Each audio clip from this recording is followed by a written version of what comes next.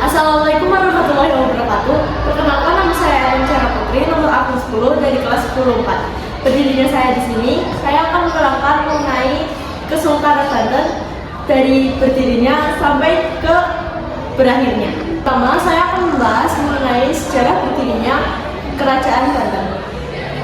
Kesultanan Banten didirikan pada tahun 1526 oleh Sunan Gunung Jati, salah satu tokoh Wali Songo bersama dengan pasukan Demak. Mereka berhasil menaklukkan pelabuhan Banten yang saat itu dikuasai oleh Kerajaan Pajajaran atau Kerajaan Hindu. Setelah berhasil menaklukkan pelabuhan Banten, Sunan Gunung Jati tidak langsung memerintah di Kesultanan Banten, melainkan ia menyerahkan kekuasaannya kepada putranya, yaitu Sultan Maulana Hasanuddin sebagai Sultan pertama di Kesultanan Banten. Di bawah kepemimpinan Sultan Maulana Hasanuddin, ia berhasil menjadikan Banten sebagai pusat perkembangan Islam dan juga perdagangan internasional. Sultan Maulana Hasanuddin membangun pusat pemerintahan di sebuah wilayah yang dinamakan dengan Surasawan. Di tempat itu didirikan sebuah masjid yang hingga saat ini masih ada, yaitu Masjid Agung Banten. Masjid Agung Banten tidak hanya menjadi pusat peribadatan, tetapi di situ juga sebagai sarana tempat bertemunya Sultan dengan rakyat. Sultan Maulana Hasanuddin dijuluki sebagai Panembahan Sabah Kingking, yang artinya pemimpin yang bijaksana dan juga dapat dikenal di mana saja.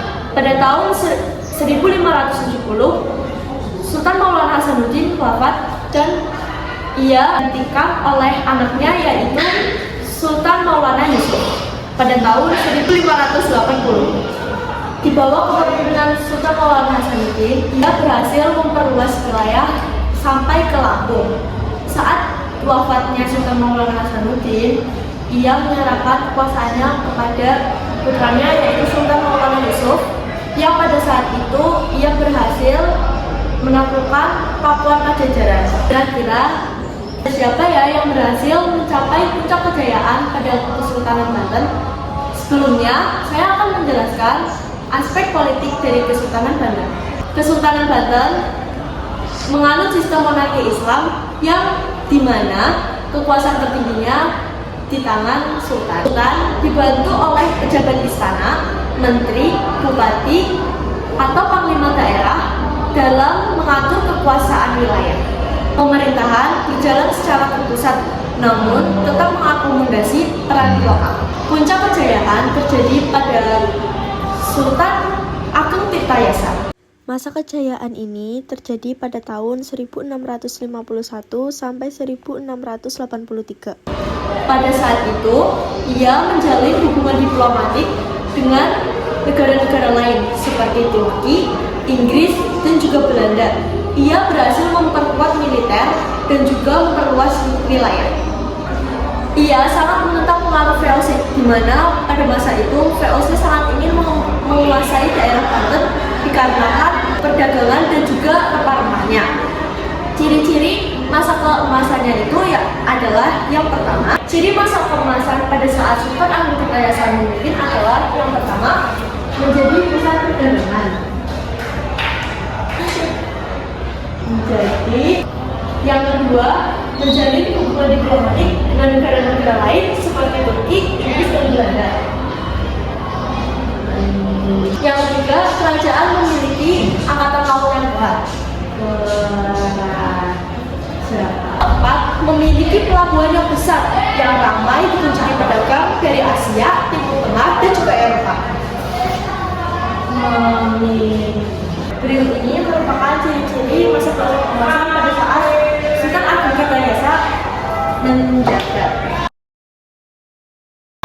Selanjutnya saya akan menerangkan mengenai aspek ekonomi dari Kesultanan Banten. Kesultanan Banten berpusat pada perdagangan internasional, terutama pada ekspor lada. Perdagangan, sektor pertanian, dan juga perikanan menjadi pusat ekonomi dari Kesultanan Banten. Selain itu, sistem pajak dan pasar sangat berjalan dengan baik sehingga dapat meningkatkan perekonomian. Selanjutnya saya akan menjelaskan mengenai aspek sosial dari Kesultanan Banten. Masyarakat Banten terdiri dari beberapa lapisan.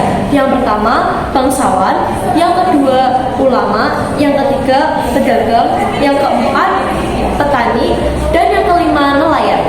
Kehidupan sosial dipengaruhi oleh ajaran Islam. Peran ulama sangat penting dalam kehidupan spiritual dan juga moral masyarakat. Mayoritas penduduknya Muslim, Banten dikenal cukup toleran terhadap pendatang non-Muslim karena sifatnya sebagai kota dagang. Selanjutnya saya akan menjelaskan mengenai agama. Sudah jelas, Kesultanan Banten ini memiliki agama utama yaitu agama Islam. Semua kehidupan yang berada di Kesultanan Banten bertumpu pada ajaran dan hukum Islam. Penyebarannya melalui beberapa tokoh seperti Sunan Gunung Jati. Masjid tidak hanya sebagai pusat peribadahan, tetapi juga sebagai pusat pendidikan dan sosial. Yang terakhir, saya akan menjelaskan mengenai aspek budaya. Budaya di Kesultanan Banten terdapat dari unsur Islam, tetapi juga mengambil dari unsur-unsur lokal dan juga asing seperti Hindu dan Buddha. Contohnya seperti arsitektur akulturasi yang seperti Masjid Agung Kota Demak, lalu Keraton Kayuban. Yang terakhir, saya akan menjelaskan mengenai keruntuhannya. Penyebab keruntuhan dari Kesultanan Banten ialah karena konflik internal sendiri dari Sultan Agung Tirtayasa dengan putranya yaitu Sultan Haji. Sultan Agung Tirtayasa dan Sultan Haji memiliki perbedaan pandangan terhadap VOC. Sultan Agung Tirtayasa sangat menentang sekali pengaruh VOC, sementara Sultan Haji sangatlah pro terhadap VOC atau Belanda. Perselisihan ini menyebabkan VOC memanfaatkan Sultan Haji di dalamnya. Dia memanfaatkan dan ikut campur tangan mengenai urusan internal kerajaan. Pada saat itu, Sultan Haji bersama VOC berhasil mengalahkan ayahnya sendiri, yaitu Sultan Agung Tirtayasa. Setelah itu, Sultan Haji naik tahta, tetapi saat itu menyebabkan Kesultanan Banten menjadi bergantung terhadap VOC atau Belanda. Setelah masa kepemimpinan Sultan Haji, Banten selalu di bawah tekanan oleh VOC. Pada akhirnya, pada tahun 1813, Banten berhasil resmi dihapus. Selanjutnya, saya akan menyebutkan beberapa peninggalan dari Kesultanan Banten. Yang pertama ada Masjid Agung Banten yang didirikan dari Sunan Gunung Jati sebagai simbol dari Kesultanan Banten. Yang kedua ada Keraton Surasawan. Yang ketiga ada Keraton Kayuban. Yang keempat ada Benteng PLN. Yang kelima ada tradisi masyarakat Banten yang masih menganut kental agama Islam. Sekian dari saya. Mohon maaf jika ada kesalahan. Wassalamualaikum warahmatullahi wabarakatuh.